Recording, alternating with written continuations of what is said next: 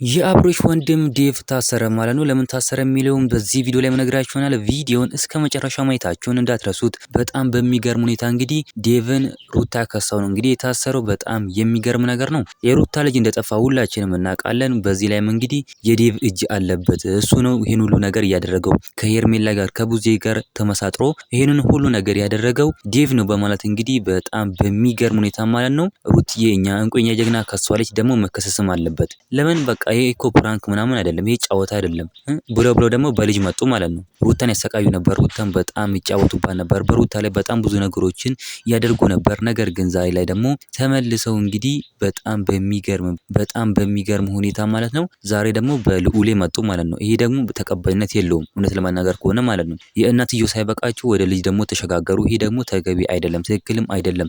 በደንብ በቃ መጠየቅ አለበት፣ በህግ መጠየቅ አለበት እንላለን። ይሄ ደግሞ ትክክለኛ እርምጃ ነው። ሩታኛ እንቁኛ ጀግና የወሰነችው ይሄ ደግሞ በጣም ተገቢ ነው ብዬ አስባለሁኝ ማለት ነው። ተገቢም ነው ደግሞ ዴቭ እንግዲህ ይሄንን ማድረግ አልነበረበትም፣ እንደዚህ ማድረግ የለበትም። የአብርሽ ቤተሰቦች ሲባሉ ሁላቸውም ማለት ነው ከኤፍሬም እና ከጋሽዬ ከእናትየው ውጪ ማለት ነው ሁሉም ተንኮለኛ ናቸው። በቃ ቡዜም አብርሽም ዴቭም አንድ ናቸው፣ አንድ አይነት ናቸው ማለት ነው። ይሄ ደግሞ ተገቢ አይደለም፣ ይሄ ደግሞ ትክክለኛ ነገር አይደለም። እንደዚህ ደግሞ አይደረግም። ሩተኛ እንቁኛ ጀግና በጣም ደንግጣን ያለችው ማለት ነው። እናንተ ምን ትላላችሁ? ሀሳብ አስተያየታችሁን ኮሜንት ላይ ማስቀመጥ እንዳረሱ፣ ቪዲዮ ላይ ቻናሉን ሰብስክራይብ ማድረግ እንዳረሱ።